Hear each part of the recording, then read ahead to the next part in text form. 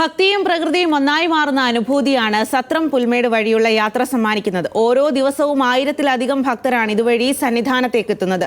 കാനനവാസനായ അയ്യപ്പന്റെ അടുത്തേക്ക് കാടറിഞ്ഞുള്ള യാത്ര, അതാണ് ഈ വഴി തെരഞ്ഞെടുക്കാൻ ഭക്തരെ പ്രേരിപ്പിക്കുന്നത്.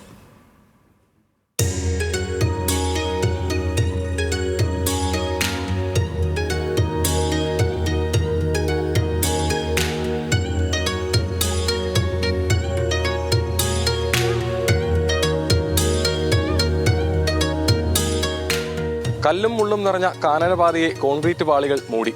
പൊന്നമ്പലമേട്ടിൽ താമസിക്കുന്ന അയ്യനെ കാണാനെത്തുന്നവർക്ക് കാടിന്റെ വശ്യത നഷ്ടപ്പെട്ടു തുടങ്ങി.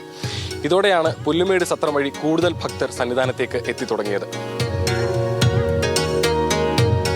ഉരുളൻ കല്ലുകളും പരസ്പരം കെട്ടുപിടഞ്ഞു കിടക്കുന്ന വേർപടർപ്പുകളും ചെങ്കുത്തായ കയറ്റങ്ങൾ, ഒരു വശത്ത് കണ്ണെത്താ ദൂരത്തേക്ക് താഴ്ന്നിറങ്ങുന്ന അടിത്തട്ട്.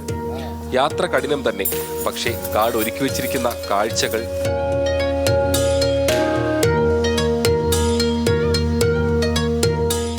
അയ്യപ്പനെ കാണുന്ന ഇച്ചിരി നമ്മൾ ബുദ്ധിമുട്ടി വരണം, എന്നാലേ അതിൻ്റെ ഒരു എഫക്റ്റ് നമുക്ക് കിട്ടുന്നുള്ളൂ.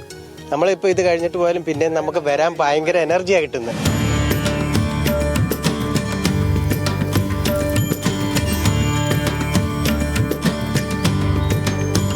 പെരിയാർ കടുവാ സങ്കേതത്തിന്റെ വന്യത ഒളിച്ചു വെച്ചിരിക്കുന്ന നിശബ്ദത, വഴിയിൽ അല്പസമയം മുൻപ് എപ്പോഴോ മൃഗങ്ങൾ വന്നുപോയതിന്റെ ലക്ഷണങ്ങൾ, കാടിനെ വിറപ്പിക്കുന്ന കൊമ്പന്മാർ ചവിട്ടിപതിച്ച ഈറ്റപ്പടർപ്പുകൾ, വെള്ളം കുടിക്കാനെത്തുന്ന ചെറിയ വെള്ളച്ചാട്ടങ്ങൾ.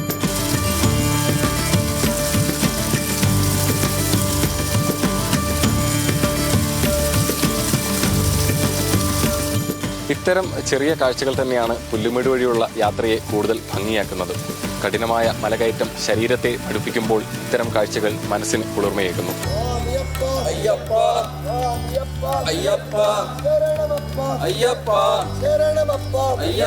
സത്രം മുതൽ സന്നിധാനം വരെ 12 കിലോമീറ്റർ വനത്തിനുള്ളിലൂടെ. യാത്രയുടെ മധ്യഭാഗത്ത് തിരമാല കയറിയിറങ്ങുന്ന പോലെ പർവ്വതനിരകൾ നിറഞ്ഞ പുൽമേട്.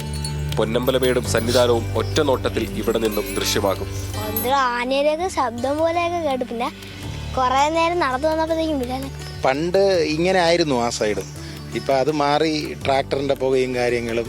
ഇപ്പം തന്നെ രാവിലെ വരുമ്പോഴത്തേക്ക് അവിടെ ഹെവി ആയിട്ടുള്ളൊരു കടുവ ഇറങ്ങി അവിടെ അവർ ബ്ലോക്ക് ചെയ്തിട്ടുണ്ടായിരുന്നു. അപ്പോൾ അതുകൊണ്ട് കുറേ ആൾക്കാർ അവിടെ ബ്ലോക്ക് ചെയ്ത് നിർത്തിയിട്ട് കുറച്ച് ലേറ്റായാണ് അവർ കയറി വന്നത്. യഥാർത്ഥ കാനന പാതയിൽ കൂടെ അവർ അവിടെ എല്ലാം കോൺക്രീറ്റ് ഒക്കെ ഇട്ട് മോശമാക്കിയല്ലോ. അപ്പോൾ ഇതാകുമ്പോഴത്തേക്ക് നമുക്ക് പ്രകൃതിയിൽ പണ്ട് എങ്ങനെയാണ് ആൾക്കാർ വന്നുകൊണ്ടിരുന്നത് അതിൻ്റെ ഒരു ഫീൽ, ആ ട്രഡീഷണൽ ഫീൽ കിട്ടുന്നുണ്ട്.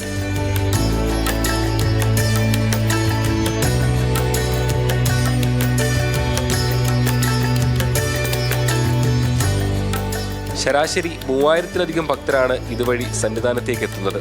നിശ്ചിത ഇടങ്ങളിൽ സുരക്ഷയൊരുക്കി വനംവകുപ്പ് ഉദ്യോഗസ്ഥരും ഒപ്പമുണ്ട്. 7 മണിക്കാണ് നമ്മുടെ സത്രത്തിൽ നിന്ന് ആദ്യത്തെ ഒരു ബാച്ച് തീർത്ഥാടകരെ കടത്തിവിടുന്നത്. അപ്പോൾ അവർ തീർത്ഥാടനം ആരംഭിക്കുന്നതിന് മുമ്പ് തന്നെ നമ്മുടെ ഒരു എലഫന്റ് സ്ക്വാഡും വനം ദ്രുത പ്രതികരണ സേനയും എല്ലാം ഈ റൂട്ട് വിശദമായിട്ട് പരിശോധിച്ച് ആനകളോ മറ്റ് കാട്ടുപോത്തടക്കമുള്ള വന്യമൃഗങ്ങളുടെ സാന്നിധ്യം ഇല്ല എന്ന് ഉറപ്പുവരുത്തിയ ശേഷം മാത്രമാണ് നമ്മൾ തീർത്ഥാടകരെ കടത്തിവിടുന്നത്.